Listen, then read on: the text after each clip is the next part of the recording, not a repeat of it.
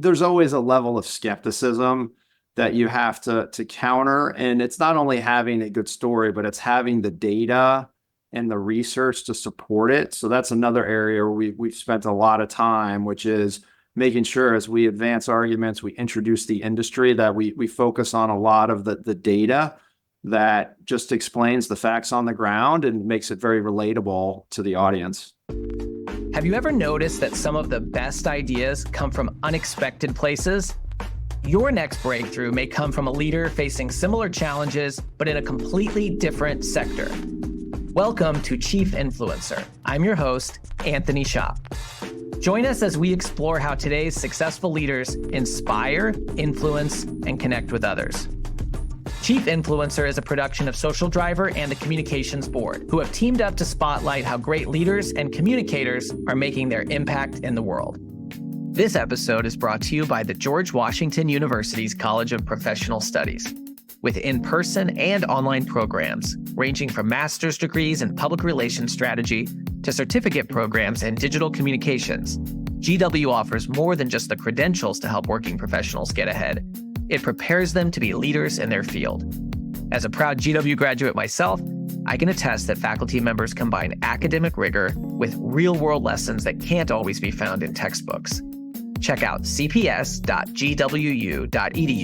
for more information. Well, I'm thrilled to introduce today's guest, Bryan Corbett.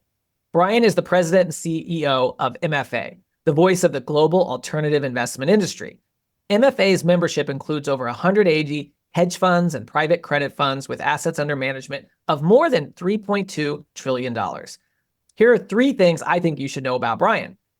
Number one, as the leader of MFA, Bryan represents the global alternative investment industry and its investors by advocating for public policies that foster efficient, transparent, and fair capital markets and protect the ability of alternative asset managers to invest, raise capital, and deliver for their beneficiaries, who are pensions, foundations, and endowments, among others. Whether you know a lot about private credit and hedge funds or not, Bryan is going to explain why we should all care about them. Number two, Bryan knows a thing or two about private markets. He was a senior executive at the Carlyle Group, which at that time was the #1 private equity firm in the world by capital raised. He served as managing director in the corporate private equity segment and head of the firm's One Carlyle Global Investment Resources Group. And number three, Bryan's also intimately familiar with how government works. He served in the George W. Bush administration as a special assistant to the president for economic policy. He also served as senior advisor at the Treasury Department and majority counsel on the Senate Banking Committee. Bryan, you have been called a veteran of Washington and Wall Street, a leader in the public sector and in the private sector. You are now president and CEO of a well-regarded industry group. Today, we're thrilled to call you a chief influencer. Welcome. Thank you, Anthony. Look forward to our conversation. You know, I've been really looking forward to this because you work in a field that, maybe not everybody's familiar with. Right. MFA's membership includes alternative asset managers like private credit and hedge funds. Would you say that policymakers, journalists, and the public are well informed about what alternative asset managers do? There's no doubt there are varying degrees of understanding of alternative asset managers, who they are, what we do, our role in the market. So as an association, we definitely have a challenge of trying to communicate a clear message to all the different constituencies that are affected by alternatives. And those include policymakers, the investors who deploy their capital through our members. It includes businesses that receive financing from our members, as well as the broader media and public. So communicating with each of those constituencies definitely requires different degrees of explanation and information. I think it's very diplomatic to say varying degrees of understanding, because obviously, probably part of the challenge is some folks just have a pretty low understanding. So a very nice way of saying it. Why should anyone care about alternative investments? Is this a growing type of investment compared to the stocks and bonds most people might think about and have in their 401ks? Yeah, most people, when they think of financial markets, they do think stocks, bonds, treasuries, and those are all important parts of a healthy capital market. But having a strong alternative investment industry is critical to healthy capital markets and to driving economic growth. So when you think of the alternatives industry, I think of three big impacts. One is there are a lot of pension funds, endowments, foundations that invest into alternative asset managers as part of their capital allocation mix. So they're looking to get a return for those individuals who are part of the pension. So our members help provide that return to the end pensioner.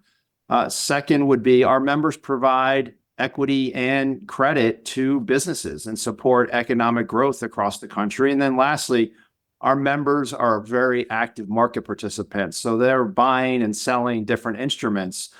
So they have a major impact on the prices that people pay for stocks, on the liquidity, to be able to sort of pick up your broker and call to sell a share of a stock. A lot of that's in due part to our members that are really active in the markets and help to provide that grease that helps smooth the markets and make everything work. Yeah, and I think about influence and messaging, and as you describe that, what you just did about the work, my mind shifts immediately from some folks might think, well, this doesn't apply to me, and then you talk about retirement pensions and university endowments and local hospital, and then you think, well, wait a minute, this kind of applies to everybody. It makes a really big pivot.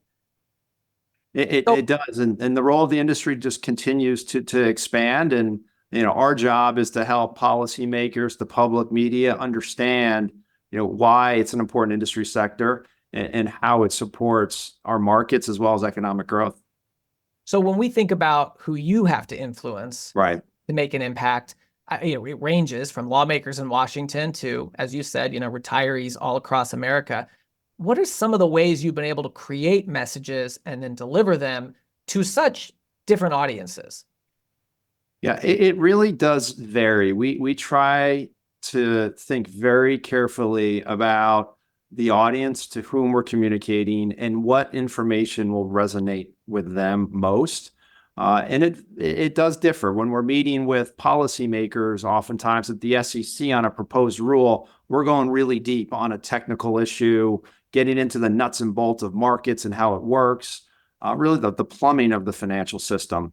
Then when you zoom out and you want to go in and talk to a member of Congress about an alternative asset firm and what we do, you really want to focus on the impact that firm has on a particular state or how the industry supports economic growth in the state. So a few years ago, we launched a campaign called Investing in Opportunity.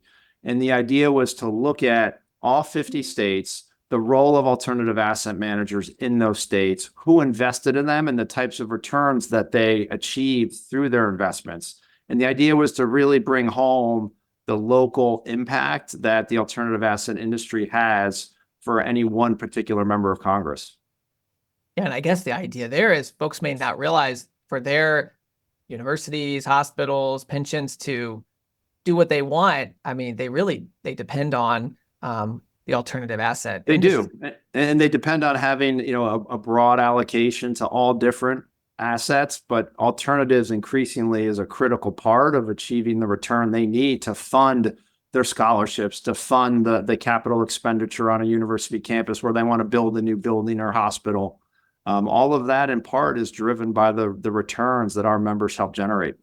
So what type of reaction did you get from those key decision makers and stakeholders to investing in opportunity? Yeah, I'd say it was very positive. Often hey, I didn't realize that. I didn't know that this industry was supporting the development in my state, or that they were supporting the various scholarship programs that universities have. So as members of Congress begin to appreciate the impact, I think you see an openness to understanding more about the industry. Well, what can we do to facilitate this continued growth, and what's the industry going to look like in the next 2 to 3 years? So it does become much more personal, and there's more of an openness to engage in a broader policy conversation. Yeah, and a theme I've heard from a lot of our chief influencers is, if people just knew our story, that it would probably resonate well with them. But sometimes it's just hard to get that across. Yeah, it's hard. It's hard. And there's always a level of skepticism that you have to counter. And it's not only having a good story, but it's having the data and the research to support it. So that's another area where we've spent a lot of time, which is making sure as we advance arguments, we introduce the industry, that we focus on a lot of the data that just explains the facts on the ground and makes it very relatable to the audience. I wonder if we could talk about that a little bit more. And, this obviously applies to your current role, but you've done, a lot of interesting things in your career.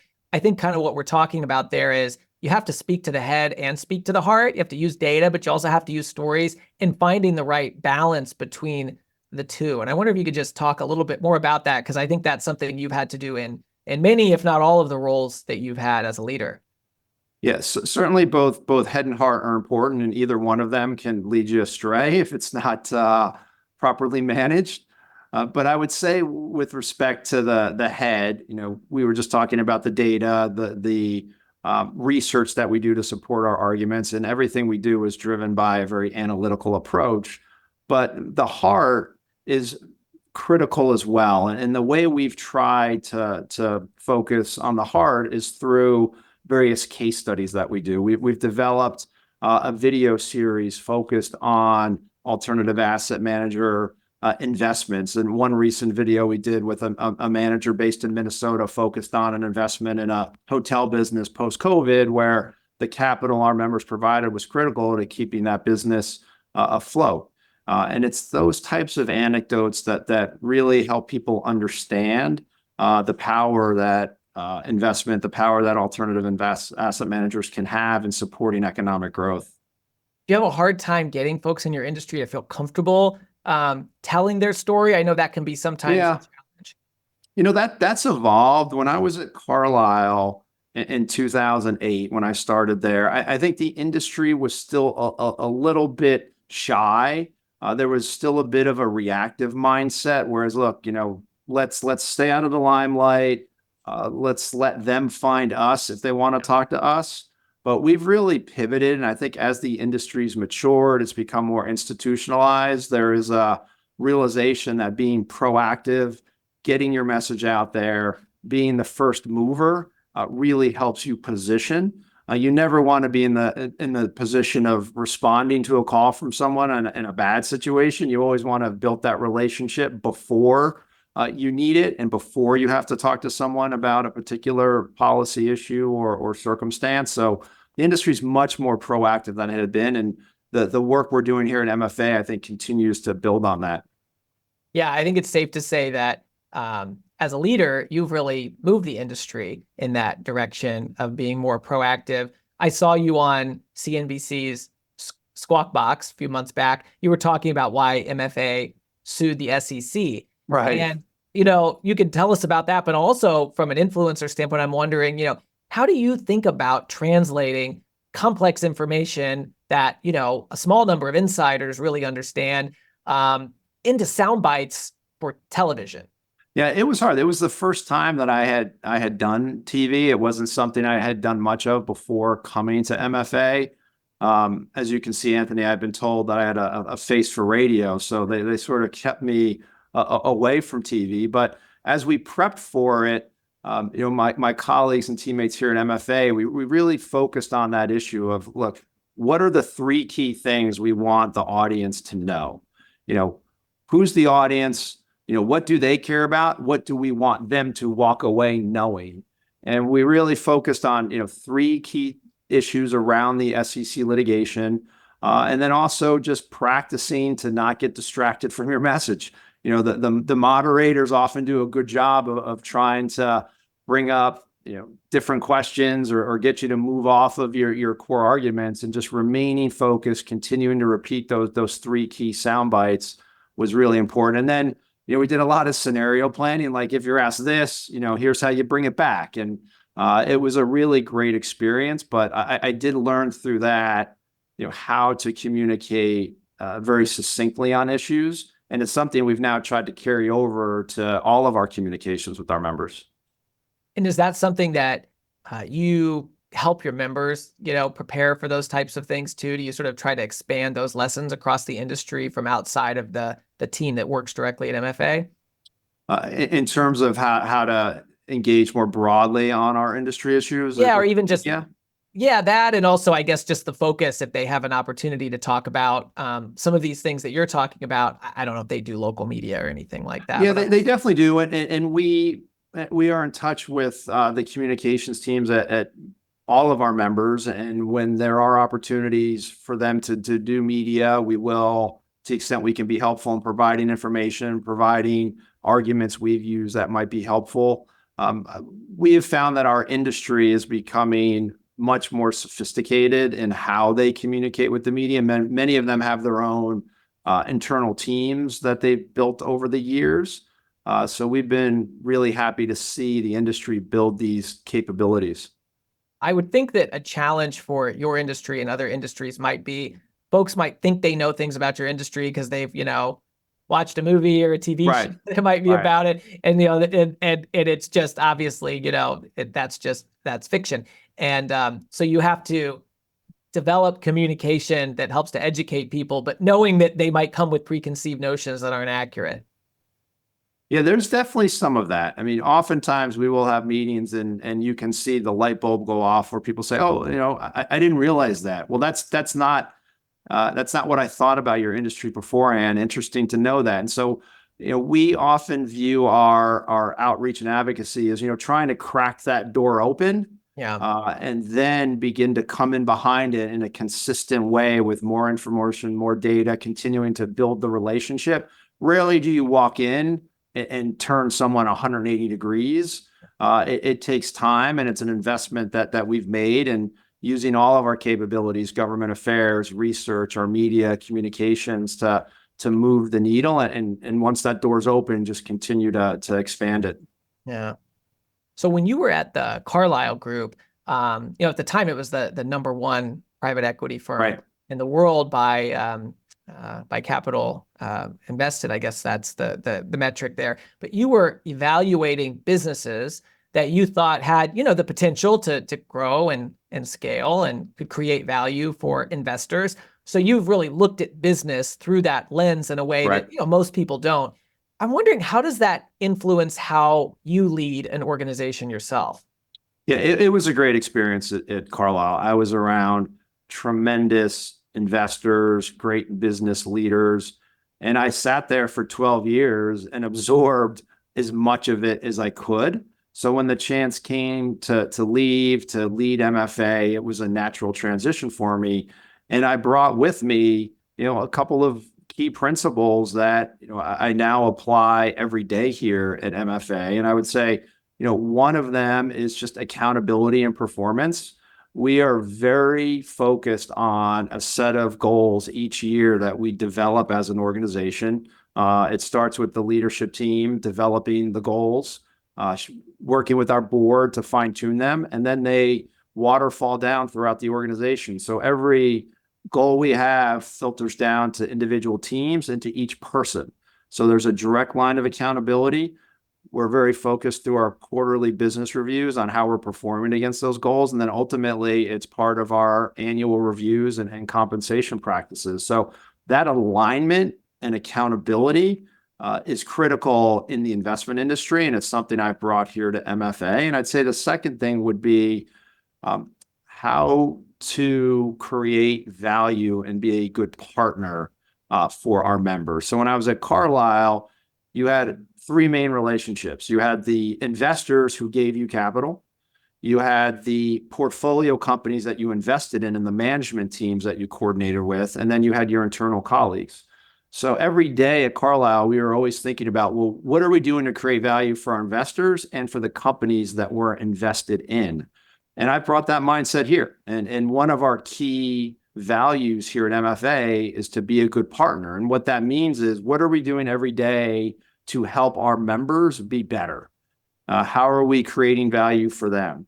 How are we thinking about connecting dots? We learn one piece of information in our government affairs group. How do we use that across the organization to share with our members to make them better?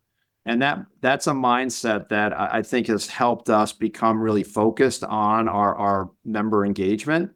And it's a critical learning I've taken from Carlyle.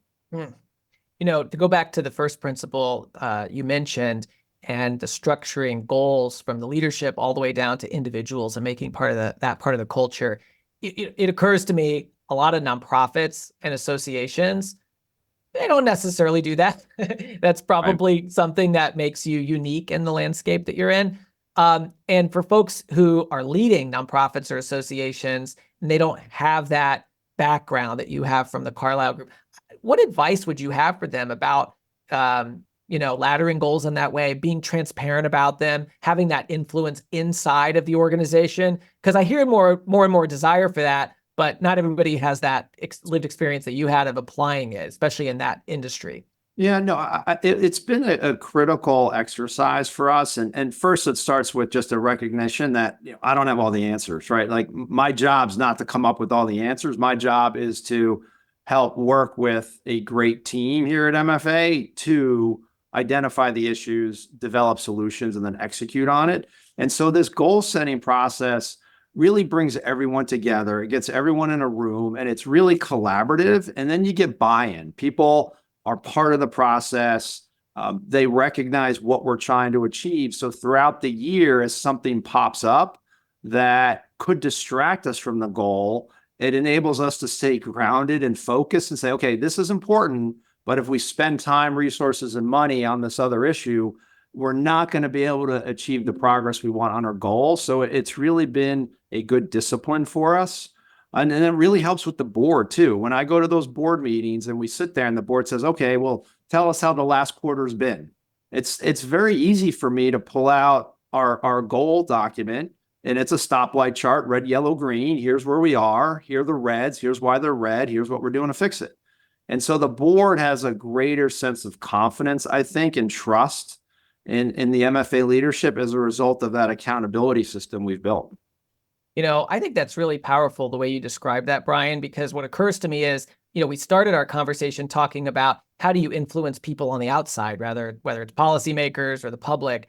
But then what I'm sort of drawing from this is you really can't be successful influencing on the outside if you're not influencing on the inside.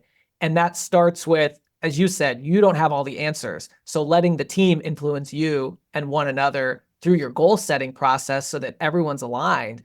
And then you can clearly communicate that to, your first key external stakeholder, which is your board, that is your governing body.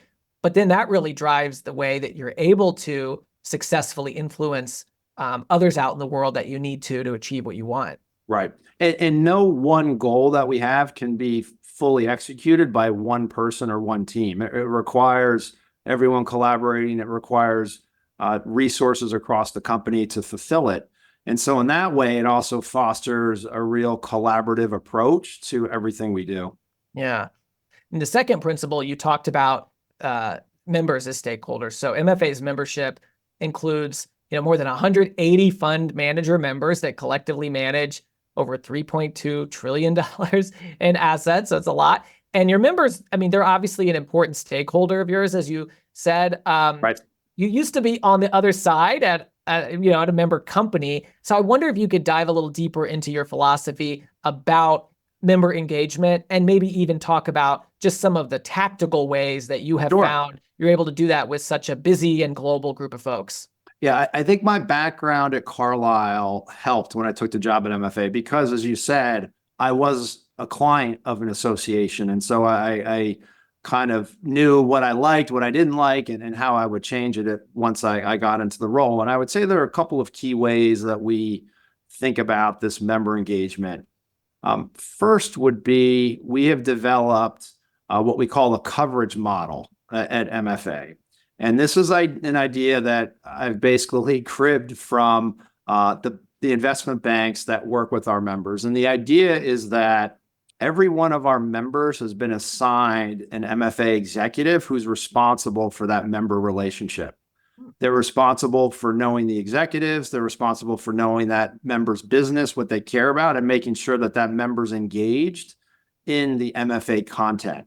And we have a regular check-in, a regular process to see who's engaged, where do we need to spend more time, is there someone that might be at risk? And that coverage model has really helped us develop, a high touch. Is it perfect? No. Is it still in development? Yes, it's always going to be in development. But that mindset, I think, has helped elevate our member engagement. Second would be the type of content that we have developed for the members. We have regular updates on sort of late breaking news. We've got more detailed content for the lawyers who want to go deep. We've got forums for the various functional executives, CFOs, chief technology officers, et cetera, to get together to meet. So we facilitate a lot of convening and we provide a lot of content for our members, but we've tried to shape the content so it's quickly digestible. As you know, in this day and age, people are flooded with information.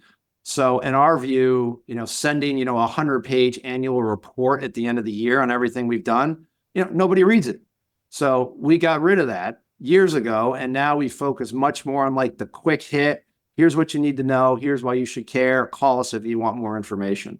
And then lastly, we've developed a very sophisticated member-only website with lots of information on our letters, rulemakings, all of the different regulatory processes and events that we have for our members. So we try and come at it in a number of different ways. Oh my gosh, I want to dive into a couple of those areas, but annual report. Did you face resistance saying we're going to throw out this annual report where there are people say, well, we have to do an annual report. Everybody does an annual report. Not a single person. Wow. Not a single person. Internally, when I started and said it, there were some people who were like, well, this is kind of what we've always done, but that's not the reason to keep doing something. Who's your audience? What do they want? What do they need to know? What's important to them? None of them were going to read a 100-page report. And not a single one of our members came back and said, you should do a 100-page report. Now, that doesn't mean we don't do like the year in a glance with like, here are 5 or 6 bullets of like key takeaways. Of course we do that, but that's sort of an annual like CEO, note to the members, not a glossy report that nobody reads. And it was expensive. Yeah. Those things were not cheap to produce. So I think it was a good trade for us. There was an article several years ago now, I think it was in the Washington Post, that said, 1/3 of these reports and PDFs on the World Bank's website had never been downloaded by anybody outside of the World Bank's IP address. And I think, it's kind of a wake-up call. And yet still, a lot of organizations are, putting good information together, but delivering it in a format that doesn't work. And so you mentioned one of the ways that you deliver is a CEO email from you that might be quick bullets that somebody can consume. And you mentioned your internal website. I wonder if there's just more you could say about the ways that you have found you can deliver information to your members that actually resonates with them. And how do you even know that that's resonating versus it's not resonating? Yeah, I think a couple of things. So one is on the membership. So we have a large membership. If we were to send a regular email out, it goes to like thousands and thousands of people. What we've tried to do is create like a key contacts at each firm where I send them a personal email that has the material update for them. So we've tried to create like different levels of communication.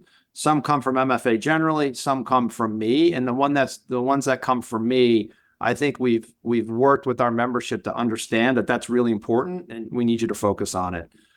The feedback we get, we can see open rates and track that. But the feedback that's most meaningful to me is when people call, they email back and say, hey, good note, what about this? So you actually can see that the members are responding to it as opposed to sending these things out into a vacuum and you have no idea who's responded to it or not. So we've worked really hard to, I think, curate the type of information we're saying, as well as how we are tracking the member responses. Yeah, when you mention that example, sometimes it comes from the brand MFA, but sometimes it comes from you, and that might mean something different.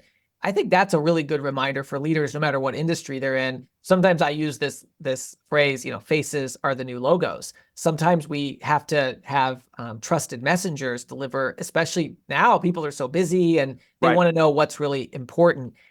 And hearing that you have a strategy around that certain information comes from you, that probably signals to them that this is material, it's important. It also sounds like it's probably going to be fairly succinct if you send it out. Right. I think that's a strategy that makes a lot of sense, and that, again, no matter what industry you're in, you could really take something away from that and ask if that's how you're approaching it.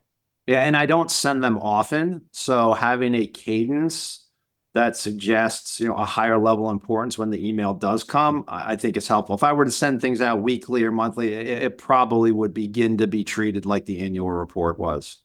We've hit a lot of the C's, the cadence, curate, content, convene. I want to go back to the first one that you said, which I really want to just spend a second on, which is coverage.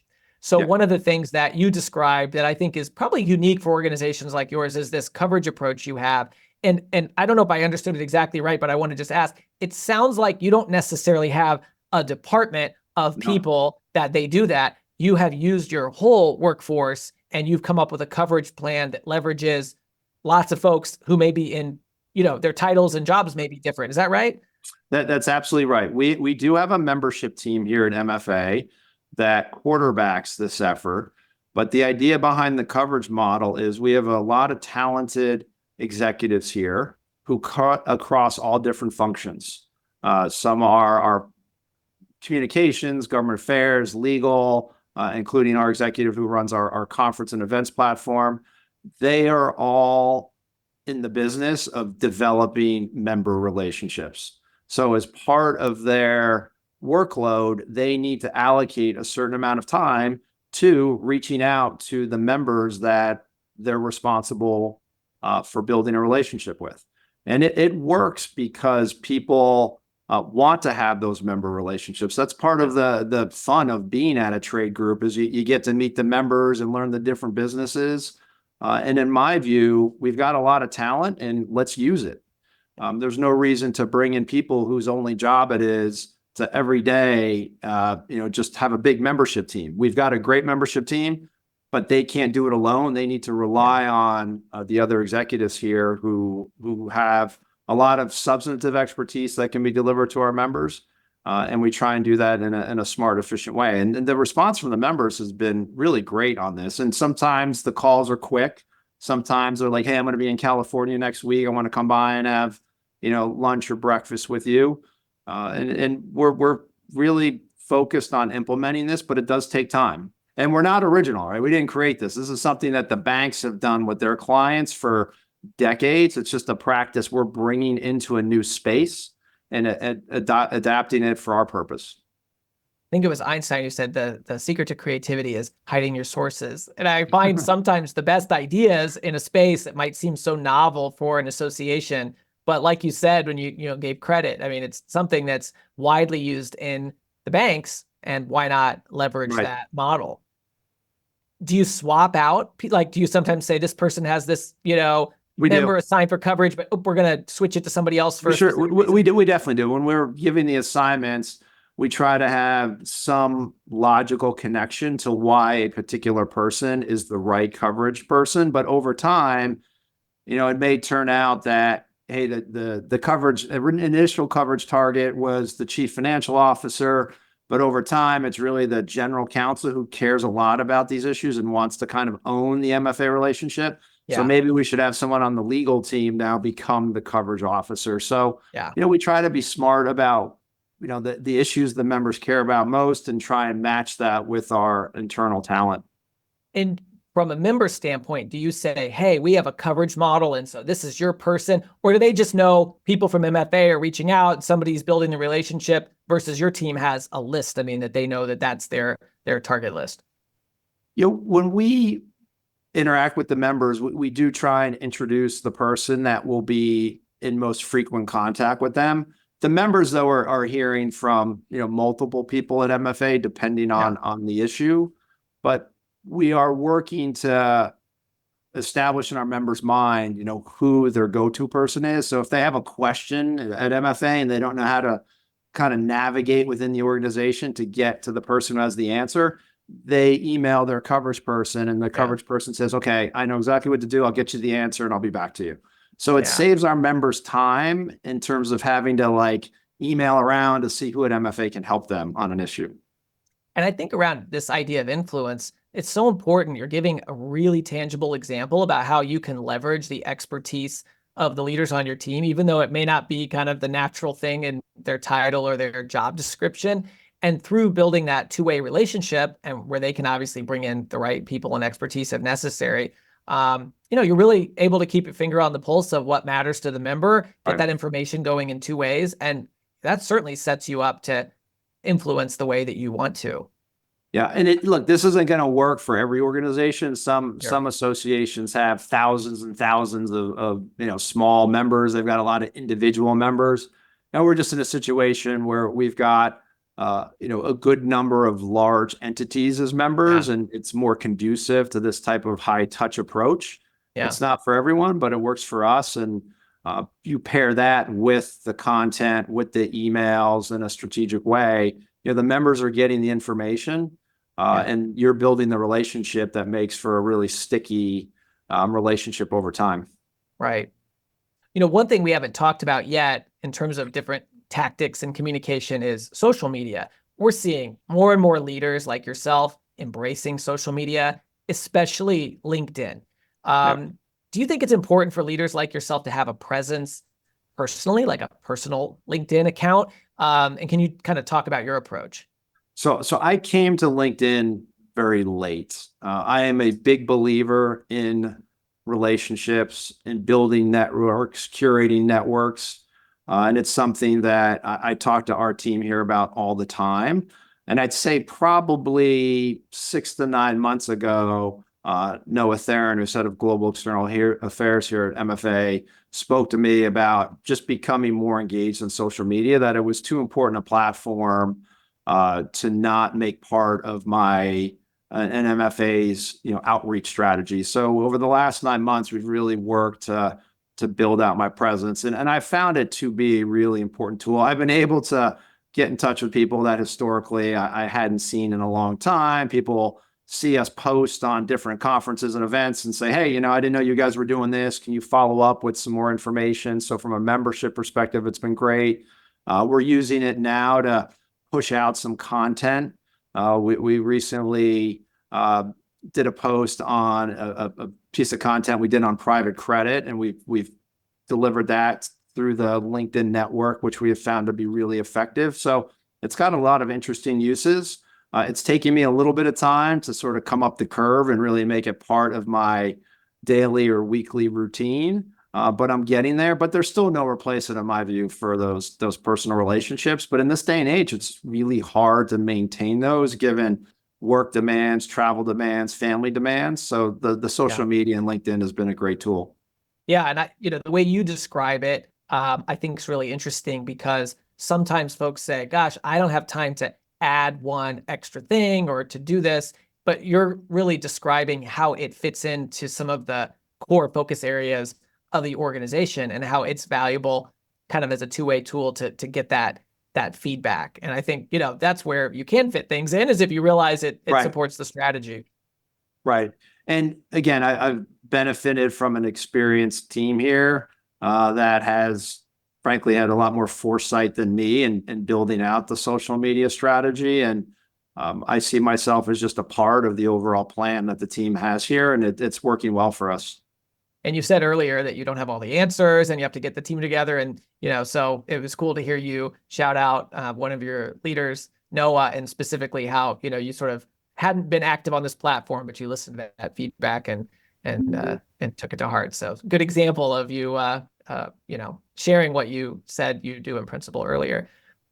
Not a lot of people, Bryan, can say that they've picked up leadership lessons firsthand from the President of the United States, but you can. What did you learn about influence working as special assistant to President George W. Bush? That was a great experience and a couple of the best years of my career. President Bush was an incredibly compassionate, empathetic, and really curious individual, and got into the details on a lot of issues. But I would say what I took away most from my time with him was one, teamwork, and two, communication. I mentioned earlier that one of the values at MFA was to be a good partner. The other two values we have here are to be a good teammate and be a good communicator, and those come from my time in the White House. On a be a good teammate, when you're in the White House, you have a role. you understand what your role is, you understand what the end objective is, and how you fit into the team that's looking to execute on that end objective. You may not always agree. You may not always, feel like you're being listened to on a particular day, but you understand where you fit in and you understand how to be a good teammate to help execute. And that's a mindset we've tried to bring here to MFA. You work collaboratively, you work as part of a team, you know your role, and you execute your role. The other piece is around be a good communicator. When you're in the White House, things happen fast. You're working on lots of issues. The events of the day are changing very quickly. How you take in that information and to whom you communicate it, whether it's internal in the White House, across other government agencies, and then ultimately to the public, it matters. How quickly you do it, what you say, and to whom is absolutely critical. And as we've talked about here, bringing that mindset around be a good communicator to MFA, I think has been critical to our success. It's pretty cool to hear how you had such a positive experience and that those lessons that you've taken away as a leader from the experience. Thank you for sharing that. Last thing I just want to ask you is, where do you find inspiration in how you influence outside of the worlds of finance and public policy that you've spent a lot of time in? So outside of work, I am a father of 3, and ever since my kids were little, I have been involved in coaching their basketball teams. So my oldest daughter is a senior in high school. She's about to graduate. I've coached her in basketball since she was in pre-K. I didn't coach her in high school. Someone else took over at that point. I coached my middle daughter and I coached my youngest son. So that has been a real passion of mine. Of late, I've had a little bit less available time. So I've been kicked upstairs to the front office in more of a management role. So now I'm co-commissioner of the local youth basketball league in my church. So I still stay involved, not as much coaching, but now kind of front office management issues. What do you learn from that experience of having been a coach and now a commissioner for so long? You learn patience. Not everything you say is listened to or followed through on the court. So you're definitely patient. You do learn how to communicate with the kids and explain things in a way that resonates with them. And then you also learn to deal with the parents, like how to deal with parents and their kids, and parents have such passion for their kids, and at times being both a mediator as well as the coach is a challenge. But it's been a great experience, something I've really enjoyed, and it's enabled me to bond with my kids in a way that I probably couldn't have if I didn't coach. It's not always rosy. There were times the kids came home in tears. Dad's a jerk. Dad's yelling at me on the sidelines. But I think as they've gotten older, they've realized, okay, he was kind of right when he said that to me. But we always tried to leave it in the gym. So when we left the gym, coach player was done, and then it became, dad daughter or dad son. That line didn't always hold, but I did try to maintain it as much as I could. Well, if you think about contentious environments, youth sports is probably right up there with politics and policy.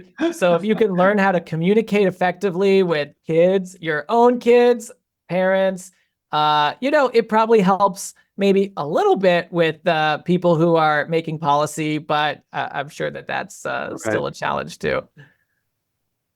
Bryan, this was a really great conversation. Some of the takeaways for me are just thinking about the power of influence on the inside among your own team if you want to be able to influence on the outside. And I love the examples that you gave about the process of, not having all the answers, but letting the team influence you. You even gave a specific example about how Noah did that on your LinkedIn presence for one.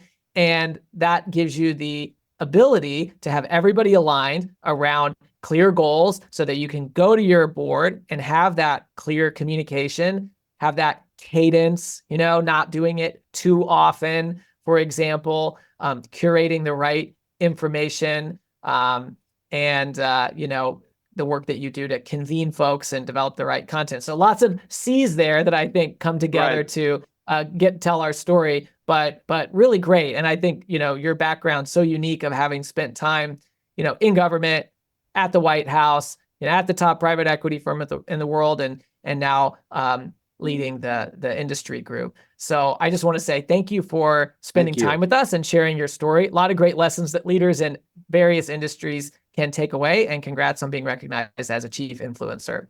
Great. Thank you, Anthony. Appreciate the time. Great conversation. Thank you for joining us for another episode of Chief Influencer, a production of Social Driver and the Communications Board. If you know a leader who should be featured as a chief influencer, please nominate them at chiefinfluencer.org. For show notes and more, visit us at chiefinfluencer.org or follow Chief Influencer on LinkedIn. Until next time,